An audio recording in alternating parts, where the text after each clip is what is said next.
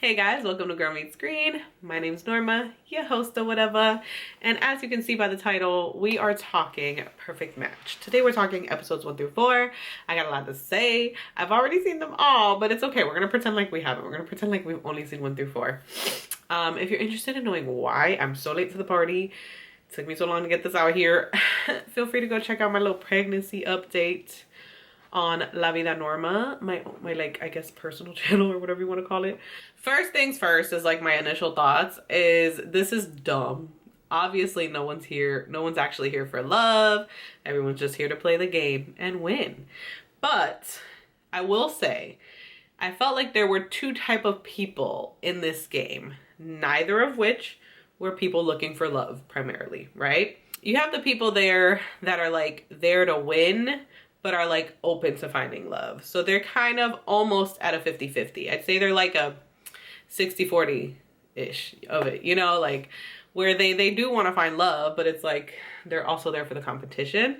And then there's the people who are just like there for the competition, and that's that. They ain't worried about you. Maybe they'll have some sex while they're here, fool around and flirt with some girls, but like that's it. That's all we're here for, type of thing. There's those people. Jumping right into the first episode, it is basically everyone meeting and mingling and, you know, drinking, having a good time, just like meeting each other, getting to know each other, choosing their matches. So, first match we have is Joey and Carousel. They have a history. Oh, which I forgot to mention. Francesca's the first one in the house, and then it's Joey. Turns out they also have a history. They kind of hooked up. Joey ghosted.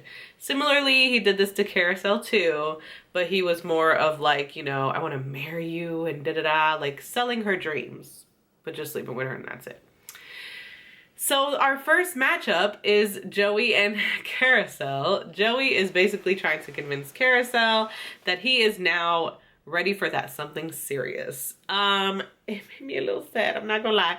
Joey was one of my favorite in the circles. He seems so authentic and sweet and cute, and I didn't think he was the type to do this to females, but here he is doing it, so we love that. I mean, you know, he's still a little sweetheart, but it's just like, do better, you know. You can sleep around, but just like be honest about what it is you're doing. Don't be telling girls you love them and you want to marry them when you don't. Also, guys, there might be some people that I don't know what shows they're from, but they're all from like popular, you know, reality shows like this. So anyways, we have Shane from Love is Blind. I forget where Inez is from. I think the Circle France or something like that. I don't know why Shane is here. He's a hot mess. He even admits to still loving Natalie, which is like, okay, cool. I don't get why this show isn't just straight up throwing these people out. Like, yes, it's a competition, but like it's also a thing to find love. Why these people are not ready for that. And that was my consensus with this first group of people. Nobody's ready for love. Nobody. Maybe Dom. We'll get to him. But anywho, Shane and Inez are together. They're our next match.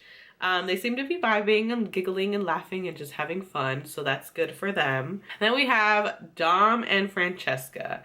Now listen, I didn't like Francesca, but I also didn't dislike her. I think she's from Too Hot to Handle, but she also does a little cameo situation on the Love is Blind After the Altar for, I believe it was for season 1. Giannina's from season, and Damien are from season 1, right? Whichever season they're from. Damien brings her to the like 1-year anniversary party situation, which is like, what? But according to Giannina, they're still together. Clearly he either doesn't think so or he's just trying to do his thing and be a little sneaky sneak. So he brings Francesca. She basically looks like a homewrecker. She's pissed about it because she's like, I am not. Like, why would you make me look that way? You know, if it wasn't over, what was I doing there, type of thing. According to her, they've never done anything. So, but I don't know. I kind of felt for her in that because I was like, he put her in the middle of that situation, da-da-da. But I still didn't get good vibes from her. There was still something about her that I was like, I don't know if I like you like that. She's here. She gets buddied up with Dom, who is from The Mole, which I actually started watching now because of Dom being on this. It's a fun show. You should definitely watch. So we have Nick and Sav. Nick is from the Circle season 2. I think Sav is too. They're both from some season of the Circle, I think.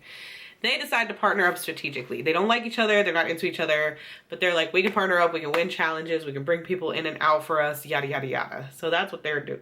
Last we have Zay from The Ultimatum and Anne Sophia. I don't know what she's from, but they partner up just because they're the last ones there. And yeah, they're trying to play it off like, I'd like to get to know you, da da da. And y'all just didn't want to go. So yeah, they partner up. Our first challenge, the couples are like standing under these buckets and they're playing a game called True or Cap. Leave it to Nick to be trying to like be hip and stuff, but true is basically true or false. So he'll say something about that person's partner. They have to pick if they think that it's true or false about their partner. Sav and Nick end up winning this. Drama that comes of it is Carousel gets really upset. One of the questions was like, do you think your partner's still in love with an ex or something, or like hasn't gotten over an ex? And she says false, but he says it's true. Like there is, you know, you'll always have love for this person, blah, blah, blah, blah. It doesn't go away, this and that. And she was like, well, what are you doing on this show? It was a huge deal, needless to say. But anywho, Sav and Nick win that. And so the winner of the challenges gets to go to something called the boardroom, which is where they basically will get to pick 2 people to come in and date 2 of the people that are already there. And then everybody mingles again at the end of the night to either match up with their current matches or switch it up, you know, like find their perfect match.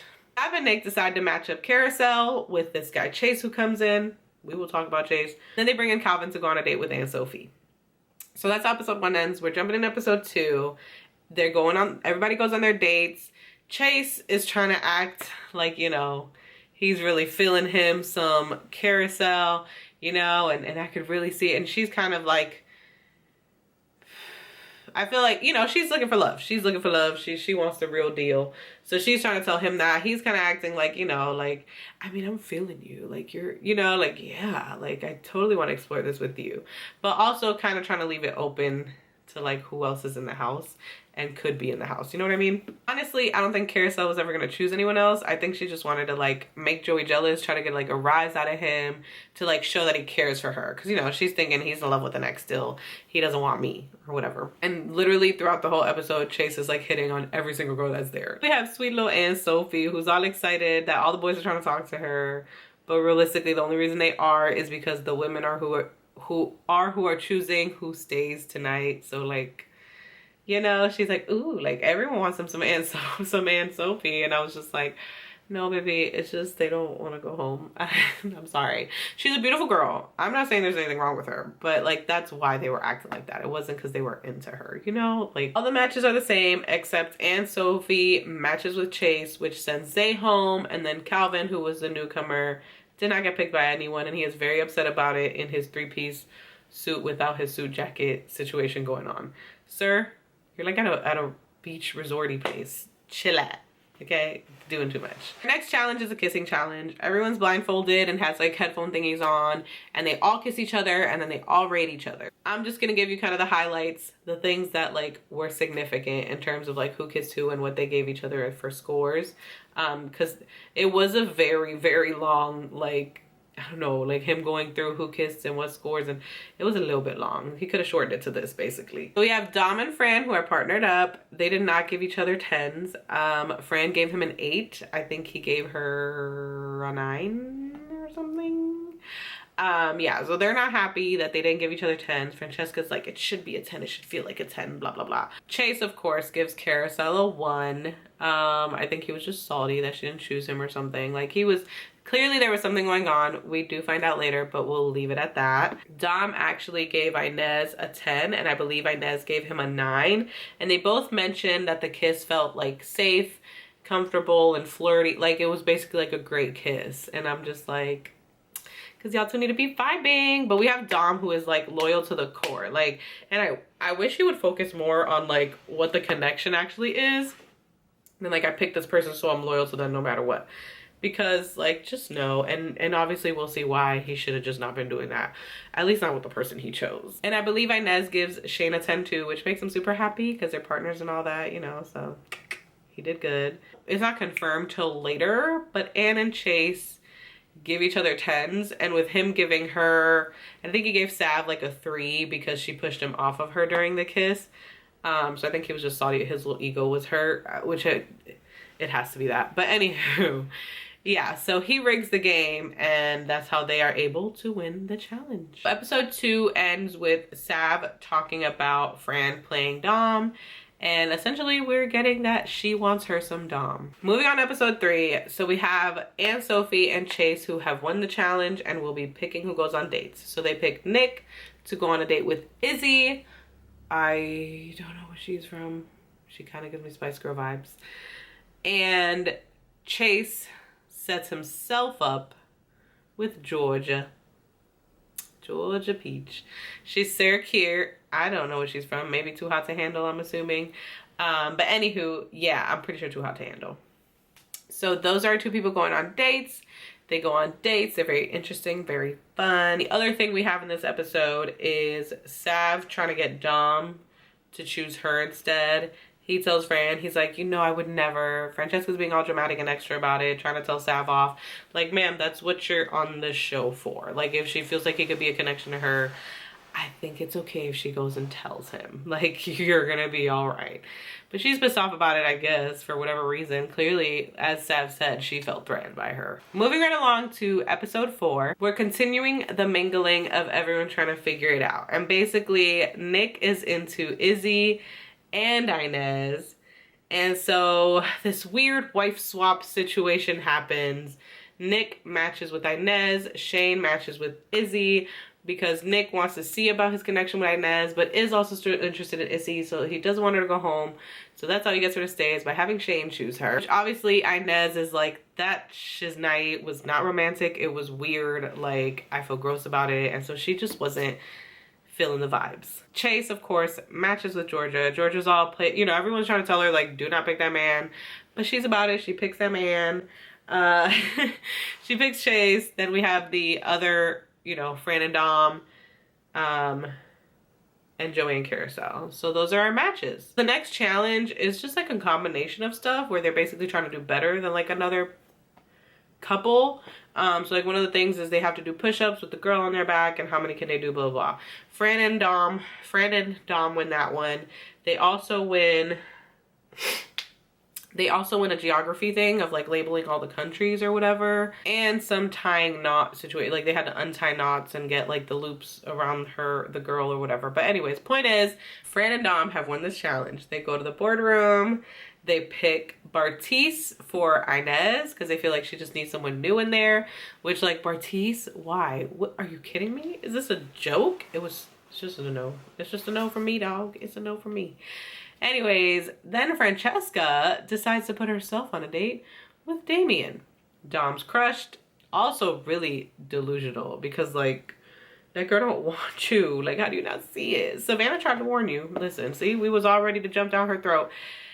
And she was right. She was right, because Fran picks Damien to go on a date with by herself. And so that's where that ends. That is it. Episodes 1 through 4. It definitely picks up in 5 through 8. And I don't mean to be that guy, but like episode 1 through 4 for me, I was honestly like, none of these people are compatible. Like, what is the point of this show? Like, this is trifling. All these people just trying to compete. Chase is just like scum of the earth scum. Like, this man is literally just trying to play the game and get as much booty as he can. Like, switching, he's talking to all the girls. It's just, go over there somewhere, sir. It's just a no. Then we have Fran, who turns out to just be a butthole. Like, why would you be blowing smoke up Dom's booty and then turn around and do that? Like, what are you doing? And then poor Inez can't catch a break with these guys. Just can't catch a break. And so I'm sure everyone's like hoping it goes well with Bartise. It's not going to, because it's friggin' Bartise. And this is what I mean. Like, I'm like, all these people are not looking for love. Zay, clown behavior. Clown behavior. Like, I'm sorry. No, these are all F-boys and F-girls, and I don't understand. Well, like it's okay for it to be a competition game, but at least pick people that like are actually looking for love or something, you know? Like, I don't know what we were thinking here or what was happening here. Like the video if you enjoyed it, and comment down below your predictions, okay? So obviously if you're watching this, maybe you haven't seen it, but if you did, maybe like predictions you had before you saw 5 through 8. I never really thought about my predictions, so I don't really have any. Subscribe for more content like this, and I will catch you in the next one. Bye.